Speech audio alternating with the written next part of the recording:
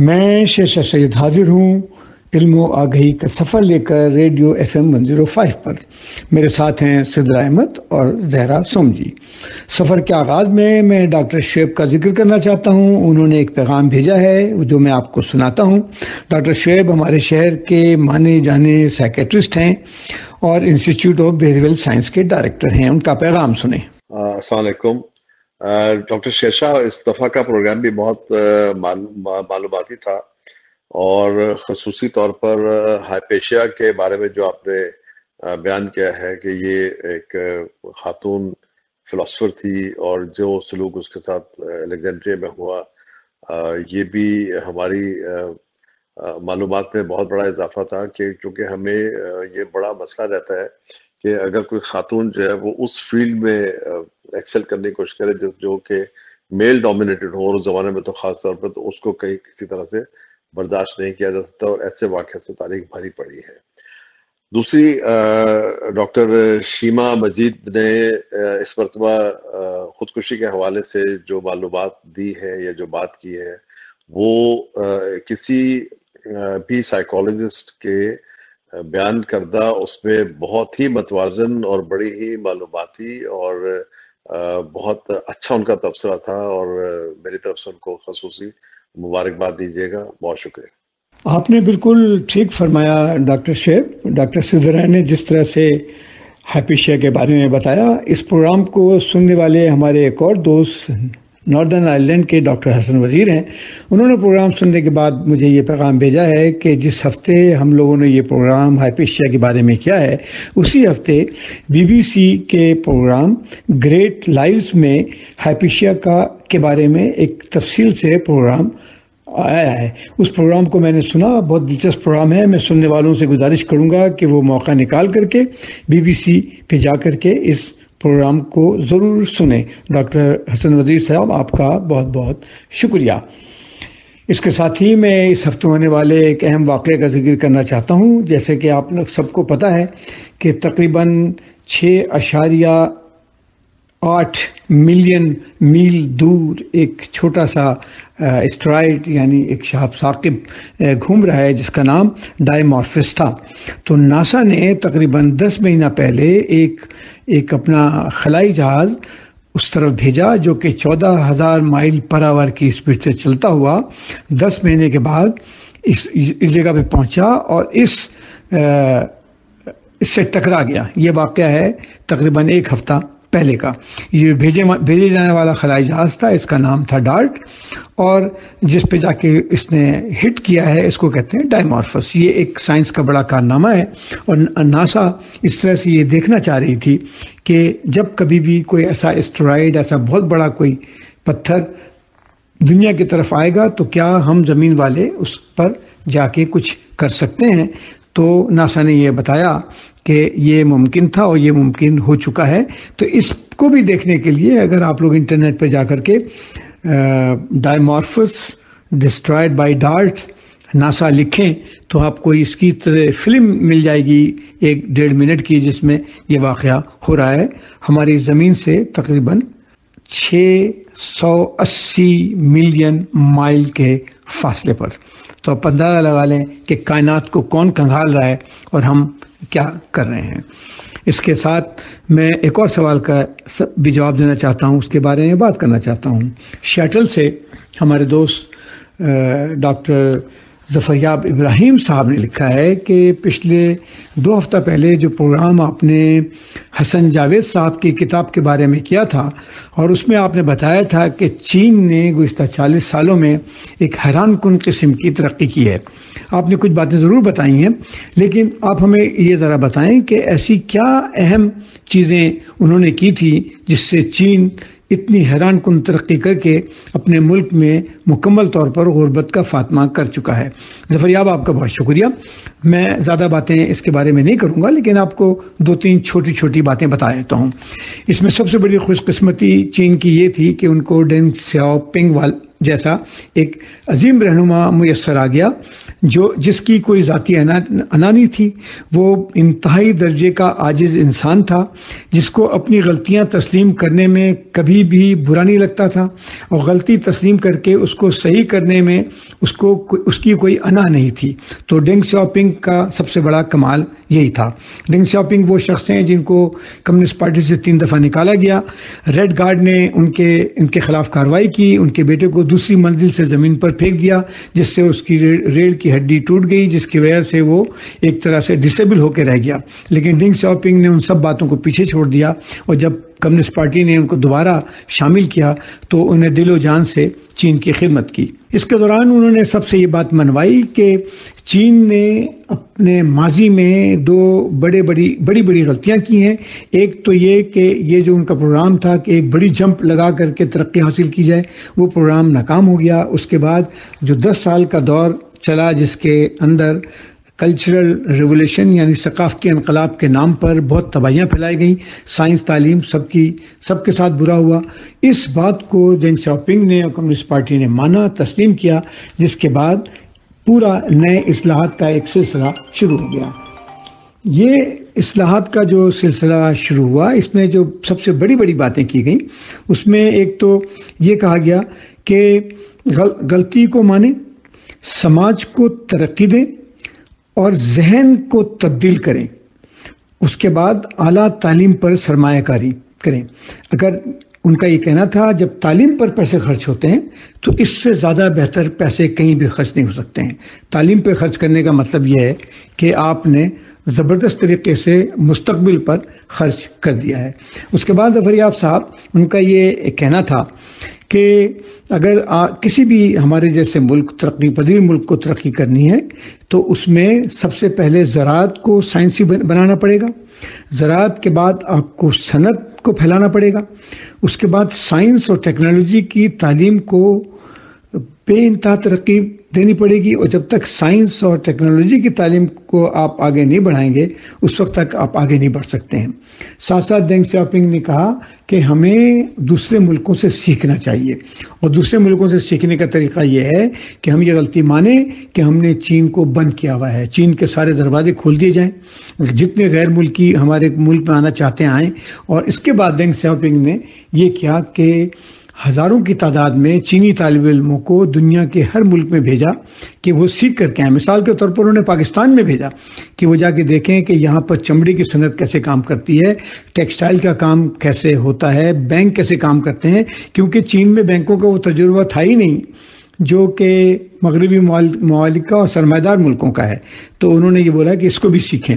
پھر ڈینگ سیاؤپنگ نے ایک بڑی بات یہ کی کہ ہمیں سوشلزم کو اپنانا ہے, لیکن چین کی جو 10,000 سال پرانی روایتیں ہیں اور 5,000 سال پرانی لکھی ہوئی تاریخ ہے اس کو بھی نہیں بھولنا ہے. تو انہوں نے کنفیوشس, تاؤمت اور بدھ ازم کو مکمل آزادی دی چین میں, اور اس آزادی کے بعد چینی سماج بہت تیزی سے آگے بڑھنا شروع ہو گیا.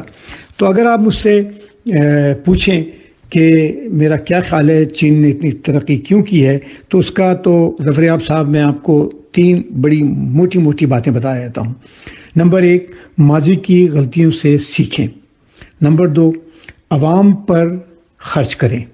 نمبر 3, تعلیم پہ اتنا خرچ کریں کہ تعلیم خود بخود اس کے پھل دینا شروع کر دے, اور اس کے بعد دنیا بدل جاتی ہے. اور اس کی بڑی مثال چین سے کہیں بھی نہیں ہوگی کہ 1989 میں چین میں 90% لوگ غربت کی لکیر سے نیچے رہتے تھے, یعنی ان کی آمدنی $2 روز سے کم تھی. اور صرف 40 سال میں 2018 میں چین نے مکمل طور پر غربت سے نجات حاصل کر لی. چین میں اس وقت کوئی بھی غریب آدمی نہیں ہے. اور آج میں BBC کا پروگرام سن رہا تھا, BBC نے بتایا کہ چین نے اپنا وہ ہوائی جہاز بھی بنا لیا ہے اور مارکیٹ میں بکنے کے لیے آ جائے گا, جو کہ صرف امریکہ اور یورپ میں بڑے جہاز بنتے ہیں جس میں 500 اور 600 کے قریب لوگ بیٹھتے ہیں. تو چین آج کی دنیا میں نہ صرف یہ کہ سماجی طور پر بہت ترقی کر چکا ہے, ساتھ ساتھ چین نے صنعتی طور پر بھی بے انتہا ترقی کی ہے. تو اس کے ساتھ ہی ہمارے سفر کا وقفہ آ گیا ہے اور وقفے کے بعد ہم دوبارہ ملتے ہیں علم و آگہی کے سفر کے ساتھ. وقفے کے بعد ہم دوبارہ حاضر ہیں علم و آگہی کے سفر کے ساتھ. اور ہم کیونکہ چین کے بارے میں بات کر رہے تھے تو سدرا میرے ساتھ ہیں. تو چین کی جو ایک مشہور چیز ہے وہ چائے ہے. اور چائے پینے کے جو مختلف طریقے ہیں، مختلف پیالے ہیں، اس کا بھی ایک عجیب قسم کا ثقافتی پس منظر ہے. تو سدرا آپ مجھے بتائیں کہ یہ جو چائے دانی ہے، اس چائے دانی کی تاریخ کیا ہے؟ چائے دانی کیسے بنی؟ اس کی کتنی قسمیں ہیں؟ کس طرح سے اس میں ترقی ہوئی؟ اور چائے دانی کا کیا استعمال ہوتا رہا؟ اور چائے دانی دنیا کے کن کن ملکوں کے میوزیم میں موجود ہے؟ اور یہ کتنے سال پہلے بنی اور سماج نے اس کو تسلیم کر لیا؟ جی ڈاکٹر شیرشاہ، چائے دانی جس کو انگریزی میں کیٹل یہاں ٹی پوٹ کہتے ہیں، اردو میں کیتلی اور سندھی میں کٹلی کہتے ہیں، یہ ایک چائے کا برتن ہوتا ہے اور اس میں چائے کی پتیوں کو ابالا جاتا ہے یا قریب ابلتے ہوئے پانی میں جڑی بوٹیوں کو ڈال کر اس کو مکس کرنے کے لیے اس برتن کو استعمال کیا جاتا ہے. چائے کے برتن جس کو ٹی سیٹ بولتے ہیں، اس میں ایک بنیادی جو چیز ہوتی ہے وہ یہ کٹلی ہی ہوتی ہے. کیٹل کی شکل کے بارے میں اگر ہم بات کریں تو اس کے اوپر ایک ڈھکن ہوتا ہے جس سے خشک چائے یا گرم پانی ڈالا جاتا ہے، اور پھر ایک ہینڈل ہوتا ہے جو کہ تاکہ کیٹل کو پکڑا جا سکے، اور اس کی ایک لمبی سی ٹونٹی یا اسپاؤٹ ہوتا ہے جس کے ذریعے چائے پیش کی جاتی ہے. کیٹل کی ڈھکن میں ایک چھوٹا سا سوراخ بھی ہوتا ہے، اسمال ایئر ہول جس کو کہا جاتا ہے. وہ چائے کو ٹپکنے سے یا چھڑکنے سے روکتی ہے. اور اس کے اوپر ایک تھرملی انسولیٹنگ کور بھی ہوتا ہے جو کہ دور جدید میں ٹی کوزی کے نام سے جانا جاتا ہے، اور وہ چائے کو ٹھنڈا ہونے سے روکتا ہے. تو اب بات کرتے ہیں کہ یہ آئیڈیا کس کا تھا، کس نے اس کو اخذ کیا. تو جو کیٹل ہے وہ ڈاکٹر شیرشاہ نے جیسے کہا کہ چائنا میں بنی. تو یہ چائنا میں یوان ڈائنیسٹی جس کو مونگ ڈائنیسٹی بھی بولا جاتا ہے. جب ہم نے چائنا کے فلسفے کے بارے میں پڑھا تھا تو ہم نے مختلف ڈائنیسٹیز کا بھی ذکر کیا تھا.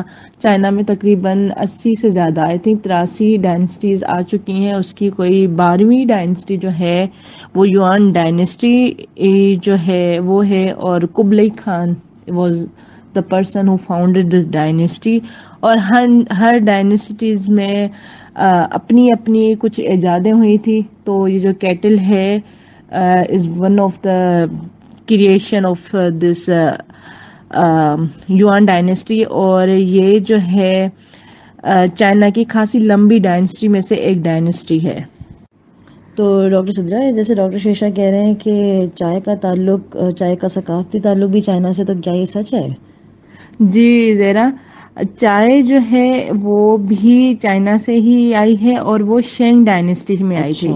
تو شینگ ڈائنیسٹی تو one of the very oldest dynasty ہے. وہ 1600 سال قبل مسیح میں جو ہے شینگ ڈائنیسٹی تھی، اور تب چائے بنائی گئی. تب چین کے کچھ لوگوں نے گرم پانی میں ذائقہ ڈالنے کے لیے کچھ جڑی بوٹیوں کا استعمال کیا تاکہ اس کو پینا اچھا لگے. تو پھر وہ ذائقہ دینے لگا، چائے بن گئی. تو وہ چائے بن گئی.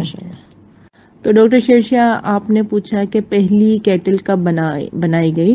تو ان میسوپوٹیمیا جو کہ ہیومن ریولیوشنری ایکٹیویٹیز کا دنیا میں ایک اہم میدان ہے، تو میسوپوٹیمیا آرکیولوجسٹ نے برونز یعنی کوپر اور تانبا جو ہے ان کے مرکب سے بنائی ہوئی دنیا کی پہلی کیٹل دریافت کی ہے، جو 3000 قبل مسیح میں استعمال ہوئی ہے. تو اس کا مطلب ڈاکٹر سدرا کہ چائے کی ایجاد سے پہلے کیٹل آ چکی ہوئی؟ جی بالکل، کیونکہ جو ہے شینگ ڈائنیسٹی تو 1200 سال قبل مسیح کی ہے، تو یہ 3000 قبل مسیح ہے. تو یہ ہو سکتا ہے کہ چائے سے پہلے پانی گرم کرنے کے لیے کیٹل استعمال جی، کی تو اس جاتی کا ہے. مطلب کہ کیٹل جو کہ ابھی چائے بنانے کے استعمال میں ہوتی ہے، اس کے علاوہ بھی بہت سارے کام ہیں، پانی گرم کرنے کا بھی استعمال کیا جا سکتا ہے. جی بالکل. تو زیرا یوان ڈائنسٹی سے پہلے جو بھی ڈائنسٹیز آئی تھیں ان میں چائے کی تیاری کے لیے کوئی خاص برتن نہیں استعمال کیا جاتا تھا. وہ زمینی چائے کو ابالنے کے لیے دیگچی کا استعمال کیا کرتے تھے اور پھر اسی کو پیالوں میں پیش کیا جاتا تھا. چائے کے برتنوں کی قدیم ترین مثال جو آج تک زندہ ہے وہ فلیگ ہاؤس آف میوزیم جو کہ ہانگ کانگ میں موجود ہے. یہ ایک قدیم ترین اور سنا ہے بہت خوبصورت میوزیم ہے جہاں یوان ڈائنسٹی کے چائے کے برتنوں کا ثبوت موجود ہے.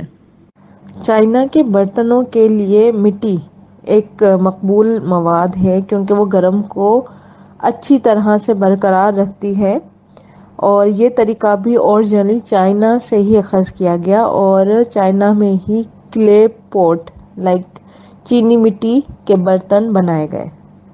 17ویں صدی میں جب چائنا اور یورپ کے درمیان ایکسپورٹ سسٹم شروع ہوا تو چائے اور چائے کے برتن بھی بحری جہازوں میں بھیجے گئے تو ان چائے کے برتن پہ نام آ گیا چینی مٹی کے برتن اور یہ برتن بغیر نقصان کے سمندر کے پانی کو برداشت کر کے یورپ پہنچنے لگے.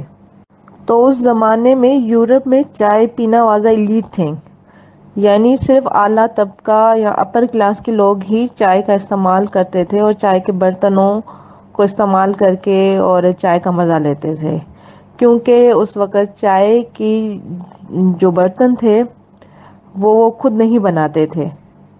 انٹل 1708 میں ایرن فرائڈ ویلتھر نامی شخص نے چینی مٹی کے برتن بنانا شروع کیے اور 1710 میں انہوں نے جرمنی میں ایک فیکٹری کا آغاز کیا.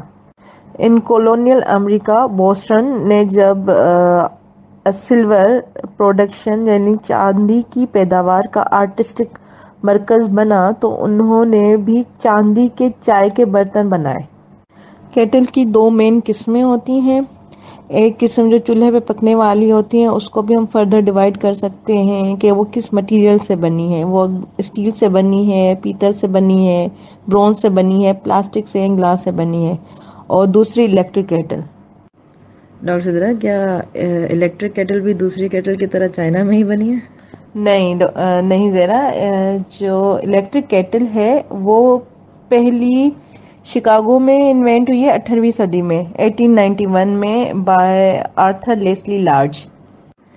تو ڈاکٹر صدرہ یہ تو بات صحیح ہے کہ پہلی کیٹل تو چائنا میں نہیں بنی، لیکن آج کل جو میجر سپلائی ہے الیکٹرک کیٹلز کا وہ پھر بھی چائنا سے ہی ہے. بالکل صحیح کہہ رہی ہو زیرا. جیسے کہ ٹیکنالوجی کا زمانہ ہے اور ہر جگہ پہ بہت اسمارٹ ٹائپ آف چیزیں، اسمارٹ فون، اسمارٹ آئی پیڈس ہر طرح کا ہے، تو ایک اسمارٹ کیٹل بھی آئی ہے. یہ تو بہت اچھا آ چکی ہے. جی آ چکی ہے کیونکہ پانی اور بجلی جو ہے وہ فرسٹ ورلڈ پرابلم ہے.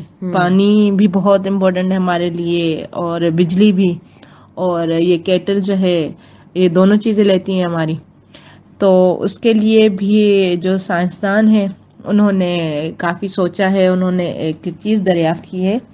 ایک کپل ہے جرمنی کا جنہوں نے نیدرلینڈ سے پڑھا ہے، شڈی اینڈ گریس، نیلس شڈی اینڈ جیسمین گریس. انہوں نے ایک سمجھو کہ ایک روڈ تیار کی ہے جس کا نام ہے میٹو. اچھا ڈاکٹر صدر، یہ میٹو کیا ہوتا ہے، کیسے کام کرتی ہے؟ زیرا یہ ایک روڈ ہے، یہ جو ہے نا جیسے چھڑی ہوتی ہے نا اس طرح کی ہے، اور یہ جو بھی لائک پانی ہے جو کہ گرم کرنا ہے، جیسے ایک کپ ہے وہ آپ کو گرم کرنا ہے تو آپ اس کے انڈیکس پہ اس پر ڈالتے ہیں تو یہ جو انرجی یوز کرتی ہے اس کو الیکٹرو میگنیٹک انرجی کہتے ہیں. ٹھیک ہے، تو اس میں مقناطیس لگا ہوا ہے تو وہ برقی مقناطیسی میدان پیدا کر دیتی ہے اپنے آس پاس، جس سے پانی ودن سیکنڈز گرم ہو جاتا ہے. مطلب وہ میگنیٹک ویوز کو الیکٹرک انرجی میں کنورٹ کرتی ہے. ایگزیکٹلی. اور اس میں کوئی بٹن وغیرہ نہیں ہے تو وہ جو چھڑی ہے وہ بیس پہ رکھی جاتی ہے تو وہ اس کو گرمائش دیتی ہے اور وہ خود بخود پانی ابل جاتا ہے اور پھر وہ جو اسٹک ہے وہ آپ اسی وقت انڈیکس سے باہر نکال سکتے ہیں اور آپ کی چائے تیار ہو جاتی ہے. لیکن ڈاکٹر صدا ایسے تو چھڑی اگر گرم ہو جائے گی یہ تو پھر آپ کا ہاتھ جل نہیں جائے گا اس سے؟ نہیں بالکل بھی نہیں زیرا. یہ جو ہے یہ روڈ کے پاس جو ہے نا جو اوپر ہے اس پہ سلیکون لیئر ہے, اس پہ وہ ایز اے انسولیٹر کا کام کرتی ہے تو اس سے کوئی برن کا خطرہ نہیں ہوتا. اور دوسری جو اچھی بات ہے وہ یہ ہے کہ it's a handy, it can be used at any time اور بہت اسمارٹ نظر آتی ہے اور بہت سمپل ہے. اور جیسے کہ ٹیکنالوجیز میں ہم یہی سوچتے ہیں کہ بھائی ٹیکنالوجیز وہی اچھی ہیں جو وقت بچائیں, ٹھیک ہے, وقت بچائیں یا اتنی ایزی ٹو یوز ہو, ایزی ٹو کیری ہو اور فزیکلی کم جگہ گھیرے, تو یہ ساری چیزیں اس میں موجود ہیں. اب یہ ہے کہ یہ کیوں ضرورت پڑی اور ایسا کیوں کرنا پڑا, کیٹل کو ریپلیس کر کے ہم راڈ لے آ رہے ہیں. جی تمہیں کیا لگتا ہے زیرا یہ کیوں بنائی گئی ہوگی؟ ڈاکٹر صاحب جتنا میں نے کیٹل کو استعمال کیا ہے مجھے یہ لگ رہا ہے کہ اکثر ہم جب کیٹل میں پانی گرم کرتے ہیں تو ہمیں نظر نہیں آ رہا ہوتا کہ اندر ایک پتلی سی جگہ ہوتی ہے, اس میں دکھتا ہے کہ پانی کتنا ہے اور گرم ہو گیا ہے نہیں. بٹ اگر ایسی کیٹل ہو کہ جو بالکل میٹل کی بنی ہوئی ہو, وہ پلاسٹک والی نہ ہو, تو اس میں ہم دیکھ ہی نہیں پاتے کہ پانی گرم ہوا ہے نہیں ہوا. دوسرا یہ کہ ہم پانی ڈال دیتے ہیں پھر وہ گرم ہوتا ہے, ایویپریٹ ہوتا رہتا ہے, تو پانی ضائع بھی ہوتا ہے اور وہ ہمیں پتہ ہی نہیں چلتا کہ کتنا پانی اب بچا ہے نہیں بچا ہے. اکثر ہم یا تو رکھ کے بھول جاتے ہیں اور پھر جب واپس آتا ہے تب پورا پانی جل چکا ہوتا ہے اور پھر واپس سے اور پانی ڈالتے ہیں, تو شاید اس وجہ سے ہوتا ہوگا. ہاں بالکل صحیح کہہ رہی ہو, یہی والی بات ہے کہ ایک تو وقت بھی لگتا ہے, دوسرا پانی کا اگر دیکھا جائے تو زیان بھی ہے کہ بھئی 1 کپ چائے بنانی ہے اور ہم 1.5 کپ کا پانی ڈال رہے ہوتے ہیں نا, تو یہ جو میٹو ہے اس میں ایسا نہیں ہے, ٹھیک ہے. اور دوسری انٹرسٹنگ بات یہ ہے کہ جو ایک سسٹینیبلٹی اسپیشلسٹ لیلا ایکروگولو وہ کہتی ہیں کہ کیٹل میں اضافی استعمال ہونے والی توانائی انگلینڈ کی تمام اسٹریٹس لائٹس کو 1 رات کے لیے روشن کرنے کے لیے کافی ہے. ہاں تو مطلب یہ اتنی بجلی ہم بچا سکتے ہیں اگر ہم کیٹل کی انرجی کو تھرو دس استعمال کریں تو. اور بہت ساری کیٹل کیونکہ ٹرانسپیرنٹ نہیں ہوتی ہیں تو ہمیں اندازہ نہیں لگایا جا سکتا اور پھر وہ بھرے جاتی ہو, پھر پانی کا بھی ہمیں نہیں پتا ہوتا کہ 1 کپ جو ہے وہ ہمارا سمجھو آدھا کپ ہو جاتا ہے کیونکہ بوائل ہو کے. اس کے علاوہ دا گارڈین آف برٹش وہ کہتے ہیں کہ 1 سال میں ان کے 36 گھنٹے 1 سال کے 36 گھنٹے پانی کے ابلنے کے انتظار میں گزر جاتے ہیں. تو سوچو لوگوں کو اپنے وقت کی بہت قدر ہے, تو مطلب 1.5 دن ہم پانی ابلنے کے انتظار میں گزار دیتے ہیں. پورے سال کے ہم جو 36 گھنٹے ہیں وہ پانی کے ابلنے کے انتظار میں ہمارا لگ جاتا ہے. تو اس وجہ سے یہ ضرورت پڑی.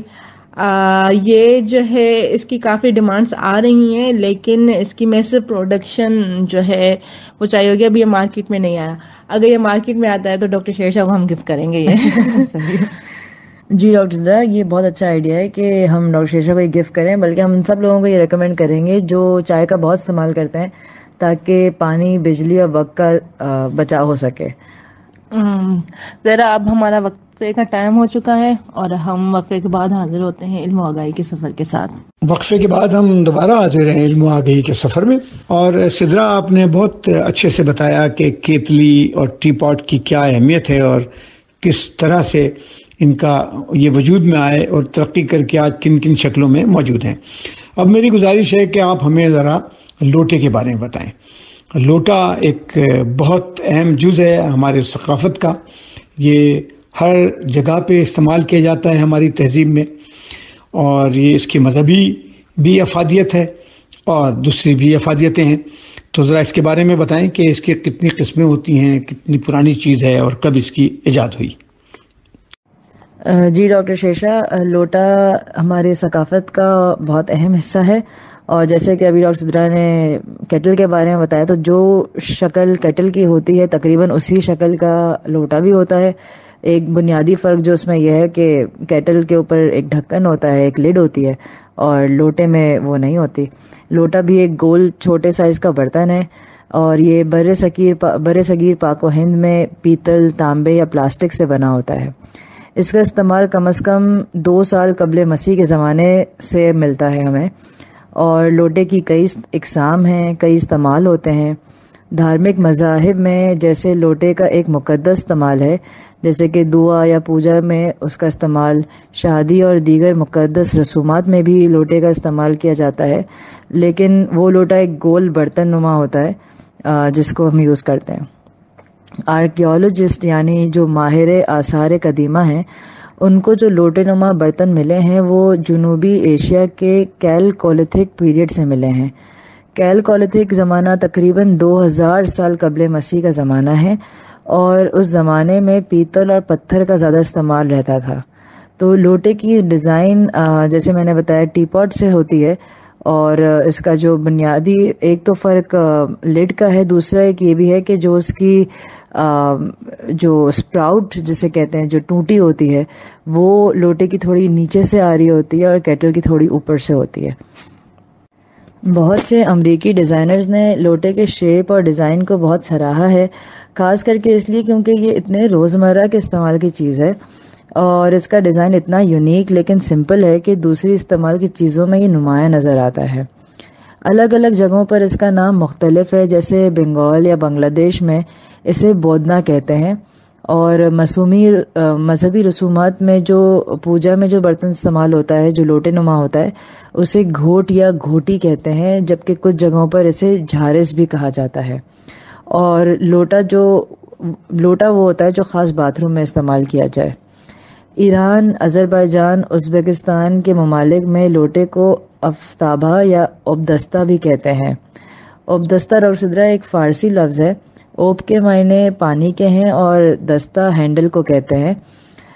اس کی شکل لوٹے سے بالکل ملتی جلتی ہے، اور یہ مٹی، پیتل، تانبا یا پلاسٹک کا بنا ہوتا ہے، اور اس کا استعمال بھی لوٹے کی طرح صفائی کے لیے ہی کیا جاتا ہے۔ یہ ہاتھ دھونے، وضو یا غسل کرنے کے استعمال میں ہوتا ہے۔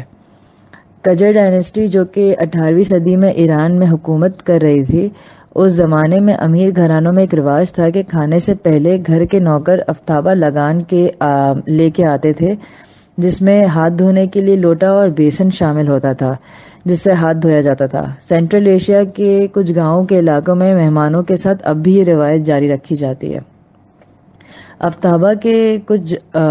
افتابہ کی طرح کچھ جگہوں پر لوٹے کو کندی بھی کہا جاتا ہے۔ کندی عموماً میٹل کی بنی ہوتی ہے، اور یہ دعا یا پوجا کے دوران پاک پانی اڑانے کے کام آتی ہے۔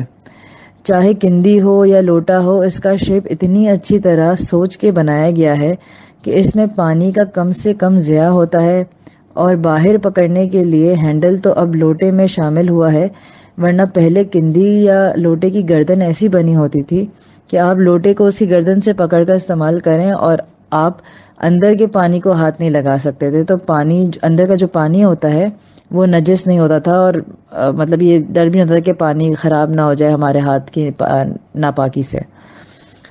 لوٹے کا استعمال تو اب جیسے ہمیں پتہ ہے کہ باتھ روم میں ہی کیا جاتا ہے، لیکن اس کے علاوہ بھی اس کے اور بھی کام ہیں۔ جیسے ہم نے بتایا کہ اسلامی ثقافت میں پاکیزگی، پانی کو جب پانی پڑتا ہے کسی چیز پہ تو وہ چیز پاکیزہ ہو جاتی ہے، تو اس لیے لوٹے کی ایسوسیشن زیادہ مسلم ممالک سے ہو گئی ہے، لیکن در حقیقت لوٹے کے اور بھی کام ہیں۔ جیسے ہم نے بتایا کہ وہ پوجا میں، دوسری عبادات میں استعمال کیا جاتا ہے، وضو، غسل، استنجا کے کام آتا ہے۔ اور بہت انٹرسٹنگ یہ چیز ہے کہ آیورویدک میڈیسن کے مطابق میٹل کے لوٹے میں پانی سٹور کر کے پینے سے ناک اور سائنسز کی صفائی ہوتی ہے۔ یہ ٹریڈیشنل آیورویدک اور یوگک پریکٹس ہے، اور اس کا نام جلانتی ہے۔ اور جس لوٹے میں پانی کا استعمال کیا جاتا، پانی کو رکھا جاتا ہے اور پھر اس کو ناک کی صفائی کے لیے استعمال کیا جاتا ہے، اسے نیٹی پاٹ کہتے ہیں۔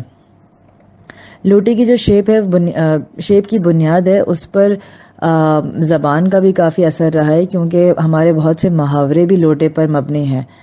یہاں تک کہ جو افتابہ کا ذکر کیا ہے، جو کہ ایک فارسی زبان میں استعمال کیا جاتا تھا، اس زبان میں بھی بہت سارے محاورے ملتے ہیں جو افتابہ پر مبنی ہیں۔ اس میں سب سے مشہور جو ہمیں محاورہ ایک ملتا ہے وہ بے پندی کا لوٹا ہے، یعنی وہ لوٹا جس کا کوئی بیس نہ ہو، کیونکہ لوٹے کی شیپ ایسی ہوتی ہے کہ وہ گول ہوتا ہے، اس کا کوئی بیس نہیں ہوتا، وہ لڑکتا رہتا ہے ہر جگہ. تو یہ ان لوگوں کے لیے استعمال کیا جاتا ہے جو اپنے مفاد کے حساب سے اپنی پوزیشن چینج کرتے رہتے ہیں. حالانکہ لوٹا ایک انگریزی لفظ تو نہیں ہے، لیکن اس کا اثر انگریزی زبان پر بھی رہا ہے. لوٹاکریسی ایک ورڈ انٹروڈیوس کیا گیا تھا اور یہ ہمارے ملک کے سیاستدانوں کے لیے استعمال ہوتا ہے جو بدلتی حکومت کے ساتھ اپنی سیاسی پارٹی بھی بدلتے رہتے ہیں.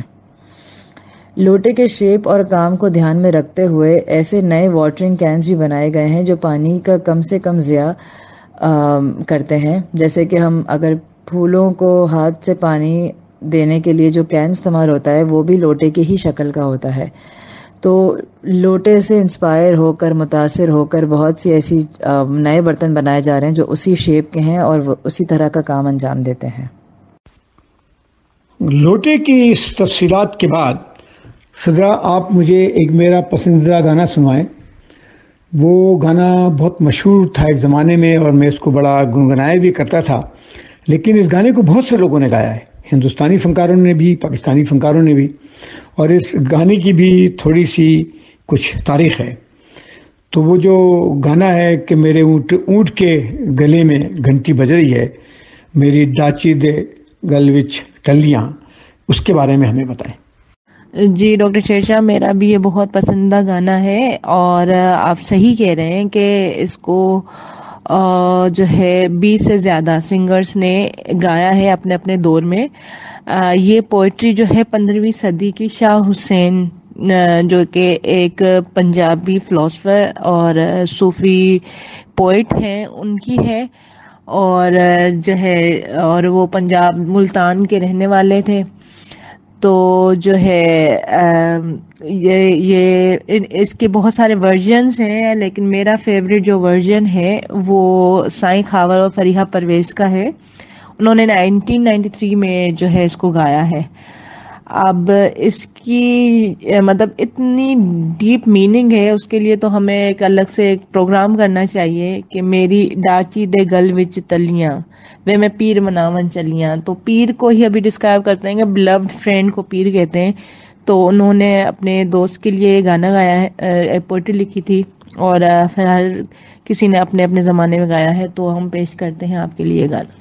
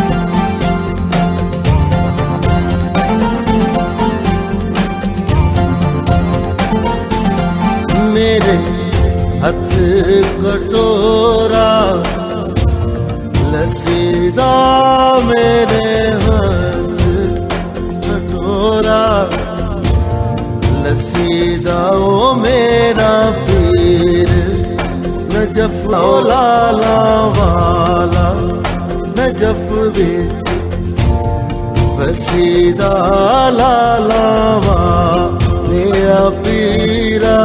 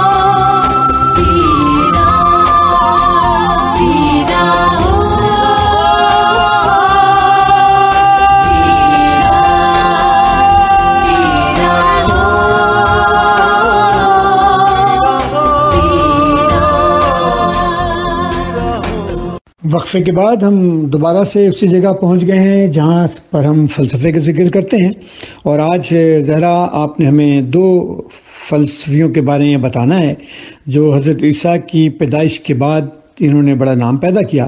دونوں کا تعلق مصر کے قدیم شہر الیگزینڈریا سے ہے، اور ایک کا نام ہے فیلو اور ایک کا نام ہے ہیرو۔ آپ ہمیں بتائیں کہ ان دونوں کا فلسفے کی تاریخ میں کیا کردار رہا ہے؟ جی ڈاکٹر شیشا، فیلو آف الیگزینڈریا یعنی سکندریہ کے فلاسفر تھے یہ، اور ان کو فیلو جوڈیس بھی کہتے ہیں۔ یہ 20 سال قبل مسیح میں الیگزینڈریا میں پیدا ہوئے تھے۔ الیگزینڈریا اس وقت روم کی سلطنت کے صوبہ مصر کا شہر تھا۔ ان کا تعلق عظیم امیر گھرانے سے تھا جنہیں اس زمانے میں روم کی سٹیزن شپ حاصل تھی۔ اس زمانے میں سٹیزن شپ ملنا ایک بہت بڑی بات ہوتی تھی کیونکہ یہ صرف خاص لوگوں کو دی جاتی تھی۔ فیلو نے اپنے 2 بھائیوں کے ساتھ مل کر مکمل تعلیم حاصل کی۔ انہوں نے الیگزینڈریا کے ہیلینسٹک کلچر کو پڑھا، قدیم روم اور مصر کے کلچر کا بھی علم حاصل کیا، خاص کر کے یہودی مذہب کی تہذیب اور روایت کو سیکھا، اور ساتھ ہی یونانی فلسفے کا علم بھی حاصل کیا۔ ان کو یونانی زبان پر مہارت حاصل تھی، اور تورات کو بھی انہوں نے عبرانی زبان کی بجائے یونانی زبان میں زیادہ پڑھا اور لکھا ہے۔ فیلو کا ڈائریکٹ تعلق سیاست سے تو نہیں تھا، لیکن انہوں نے الیگزینڈریا میں بسنے والے یہودیوں کے حقوق کے لیے اور ان پر ہونے والے ظلم پر بہت آواز اٹھائی، اور اس وقت کے حکمراں گائس کیلیگولا کے پاس بھی اپنے مطالبات لے کے گئے تھے۔ فیلو کا اثر یہودی مذہب اور ثقافت پر کافی رہا ہے، جب کیلیگولا نے مذہبی مزار میں اپنا مجسمہ بنانے کا ارادہ ظاہر کیا تو فیلو نے اس کی کافی مذمت بھی کی تھی. بہت ماہرانہ انداز میں انہوں نے ایک اسپیچ دی اور لوگوں کو بتایا کہ اپنی تہذیب اور مذہب کے خلاف بات کو ماننے کی بجائے اس کے خلاف آواز اٹھانی چاہیے. فیلو نے کئی کتابیں بھی لکھی ہیں جس میں کچھ کتابیں یونانی زبان میں ہیں، کچھ کتابوں کا آرمینی زبان میں اور کچھ کا لاطینی زبان میں ترجمہ کر دیا گیا ہے. فیلو کی زیادہ تر کتابوں میں اس نے تورات پر بات کی ہے. انہوں نے بک آف جینیسس اور بک آف ایکزوڈس پر 5 سے زائد کتابیں لکھی ہیں. بک آف جینیسس اور بک آف ایکزوڈس جو ہے عبرانی بائبل کی پہلی 2 کتابیں مانی جاتی ہیں. اس کے علاوہ انہوں نے حضرت موسیٰ کی زندگی پر، یہودیوں کی زندگی پر اور غور و فکر کرنے کی زندگی پر کئی کتابیں لکھی اور اسی وجہ سے یہ بہت بڑے فلسفہ دان بھی تھے. اور فلسفے پہ خود انہوں نے بہت سی کتابیں لکھی ہیں جس میں اسٹوئکس کی ایک تھیوری تھی، every good man is free, یعنی ہر اچھا آدمی آزاد ہوتا ہے. اس پر بھی انہوں نے ایک اپنی نقطۂ نظر سے ایک کتاب لکھی اور دنیا کی ابدیت اور جانوروں پر بھی کتابیں لکھی ہیں. انہوں نے افلاطون اور حضرت موسیٰ کی تعلیمات کو ملا کر ایک نیا فلسفہ کا نظام بنایا اور ان کی اخلاقیات پائتھاگورس اور اسٹوئکس سے کافی متاثر تھیں. عبرانی بائبل کے بارے میں ان کا ماننا تھا کہ یہ نہ صرف ایک مذہبی کتاب ہے بلکہ حقیقی فلسفہ ہے. اس زمانے کے فلاسفرز جو بات کرتے تھے جس میں انہوں نے ہیراکلیٹس اور زینو کا ذکر کیا ہے. زینو جو ہے زینو نے اسٹوئسزم کی بنیاد رکھی تھی. تو وہ باتیں جو اس زمانے کے فلاسفرز کر رہے تھے وہ فیلو کہتے ہیں کہ یہ باتیں آلریڈی عبرانی بائبل میں موجود ہیں. بائبل میں مینشن جو کیریکٹرز ہیں ان کو وہ انسانی فطرت کا حصہ مانتے ہیں اور ہر کیریکٹر کو وہ ایک الگ الگ فطرت قرار دیتے تھے. جیسے حضرت آدم کو انہوں نے انسانی دماغ کے مانند مانا ہے، بی بی ہوا کو انہوں نے انسانی حواس کے مانند اور حضرت نوح کو انسانی سکون کے مانند جو کہ ایک حق کے راہ پہ چل رہا ہو. اور یہ کافی انٹرسٹنگ سوچ ہے کیونکہ اگر ہم جو سٹوریز ہیں پروفٹس کی ان کو یاد کریں تو یہ جو فطرت انہوں نے بیان کی ہے واقعی بہت صحیح بیٹھتی ہے. فیلو ایک خدا پہ یقین رکھتے تھے جنہیں دیکھا، پرکھا یا سمجھا نہیں جا سکتا تھا اور جس کے فیچرز بیان نہیں کیے جا سکتے تھے. انسان کو انہوں نے 3 حصوں میں ڈیوائیڈ کیا تھا جس میں انسانی دماغ، جسم اور روح شامل تھی. اور یہ بھی بہت انٹرسٹنگ ہے کیونکہ قبل مسیح کے زمانے میں یا اس اتنے ارلی دور میں وہ ان تینوں جز کے بارے میں بات کرتے ہیں، دماغ، جسم اور روح. کیونکہ جیسے کہ ہمیں پتہ ہے کہ جب انگریزوں کا دور تھا اس میں وہ دماغ اور جسم کے بارے میں بات کرتے ہیں. روح کی جو سائنس تھی وہ بہت ہمیں کم ملتی ہے. افلاطون کے خدا اور اس کی مخلوق کے جو آئیڈیا ہیں وہ فیلو سے بہت زیادہ متاثر ہیں اور افلاطون کے فلسفے کو وہ آگے لے کے گئے ہیں. مذہب کے علاوہ انہوں نے نمبرز اور ریاضی کو دین سے اکثر ملایا ہے اور انہوں نے کئی کتابیں لکھی ہیں نمبرز کے اوپر، خاص کر کے نمبر 6، 7 اور 10، کیونکہ ان کا ماننا تھا کہ ان نمبرز کا مذہب میں کچھ خاص اہمیت ہے. لیکن فیلو کی جو مجھے سب سے زیادہ ڈفرینٹ بات لگتی ہے وہ یہ ہے کہ مذہب میں اتنا آگے ہونے کے باوجود بھی وہ بائبل کو لٹرل نہیں مانتے تھے. یعنی ان کا ماننا تھا کہ اس کتاب میں بہت سی متشابہت ہے اور وہ ورڈ ٹو ورڈ ترجمہ نہیں کرتے تھے. شاید یہی وجہ تھی کہ کرسچن رائٹرز اور آتھرز نے ان پر کافی تنقید بھی کی ہے اور شاید یہی وجہ تھی کہ شاید وہ انتہا پسند نہیں تھے. وہ گہری سوچ اور فکر رکھتے تھے. جہاں انہوں نے اپنے حق کے لیے آواز اٹھانے کی بات کی ہے وہیں انہوں نے انسانوں سے اور مخلوق سے محبت کی بھی بات کی ہے. فیلو کے بعد ہم ذکر کریں گے ہیرو آف الیگزینڈریا، جنہیں ہیرون آف الیگزینڈریا بھی کہا جاتا ہے، اور یہ سن 10 میں پیدا ہوئے اور 60 سال کی عمر پر ان کی وفات ہوئی. یہ ایک یونانی ریاضی دان انجینئر تھے جو اپنے شہر الیگزینڈریا میں بہت ایکٹیو تھے. یہ قدیم زمانے کے عظیم ایکسپیریمنٹر مانے جاتے ہیں اور ان کا کام اس زمانے کے سائنٹیفک ٹریڈیشن کی نشاندہی کرتا ہے. یہ تقریباً یقینی ہے کہ ہیرو میوزیم میں پڑھاتے تھے جس میں الیگزینڈریا کی مشہور لائبریری بھی شامل تھی، کیونکہ ان کی زیادہ تر تحریریں ریاضی، میکینکس، فزکس اور نیومیٹکس کے کورسز کے لیکچر کے نوٹ کے طور پر ظاہر ہوئی ہیں. اگرچہ 20ویں صدی تک اس شعبے کی رسمی شکل نہیں دی گئی تھی، لیکن یہ خیال کیا جاتا ہے کہ ہیرو کا کام، خاص کر کے ان کی خودکار آلات، سائبرنیٹکس میں پہلی باقاعدہ تحقیق کی نمائندگی کرتے ہیں۔ سائبرنیٹکس ایک یونانی لفظ ہے جس کا تعلق سائنس کی اس برانچ سے ہے جس میں ایک کے بعد ایک آٹومیٹک پروسیسز ہونے سے ہمارا سیٹ گول اچیو ہو جاتا ہے۔ ویسے تو یہ قدرتی عمل ہے، لیکن جب مشینوں پر اپلائی ہوتا ہے تو اسے سائبرنیٹکس کا نام دیا جاتا ہے۔ ہیرو نے ایک ایسی مشین کی بنیاد رکھی ہے جس کا نام ایلو پائل ہے۔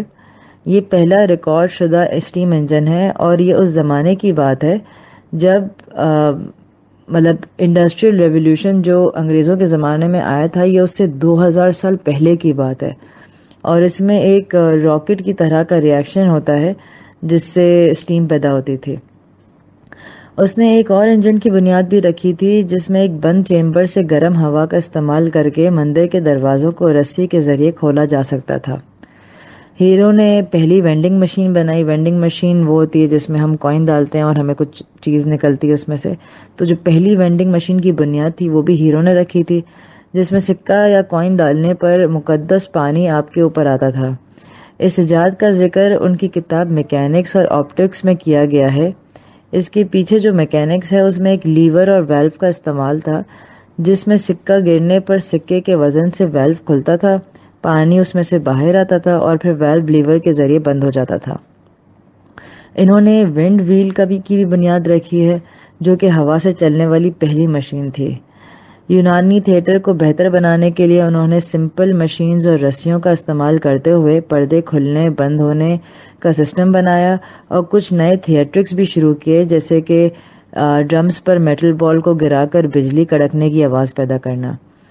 سرنجز کی بنیاد بھی انہوں نے رکھی تھی، اور تاکہ لیکوڈ جو ہے وہ کنٹرول طریقے سے ڈیلیور ہو سکے۔ تھرمامیٹر کی بھی بنیاد ویسے تو پہلے سے تھی، لیکن انہوں نے تھرمامیٹر کو مزید اچھے سے ڈیولپ کیا۔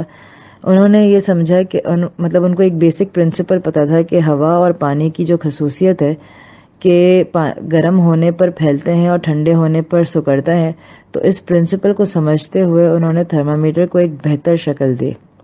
فزکس اور نیومیٹکس کے علاوہ انہوں نے آپٹکس پر بھی خاصا کام کیا ہے۔ انہوں نے آپٹکس یا لائٹ اور اس کے ٹریول کرنے کے اصولوں پہ جو تھیوریز لکھی تھیں وہ 1000 سال بعد بھی پروو ہوئیں اور 17ویں صدی میں حتمی پرنسپل کی شکل میں سامنے آئی۔ اسی کے ساتھ انہوں نے ریاضی پر بھی بہت کام کیا۔ انہوں نے نمبرز اور ان کے اسکوائر روٹ اور کیوب روٹ نکالنے کے نئے طریقے بتائے۔ جیومیٹری میں پیرامڈ یا کون کے والیوم نکالنے کے طریقے بتائے۔ لیکن ریاضی میں ان کو جس چیز پہ مقبولیت حاصل ہے وہ ہیرونز فارمولا کے نام سے ہے۔ یہ ایک فارمولا، اس فارمولے کے تحت ہم ٹرائنگل کی تینوں سائڈز کی لینتھ اگر ہمیں پتہ ہو تو اس لینتھ کے ذریعے ٹرائنگل کا ایریا نکال سکتے ہیں۔ یہ چیز نارمل فارمولے سے کیوں مختلف ہے؟ کیونکہ نارمل فارمولے میں ہمیں ٹرائنگل کے اینگلز کا پتہ ہونا ضروری ہے، سائڈز ساری نہ بھی پتہ ہو تو اینگل پتہ ہو اور ہم ایریا نکال سکتے ہیں۔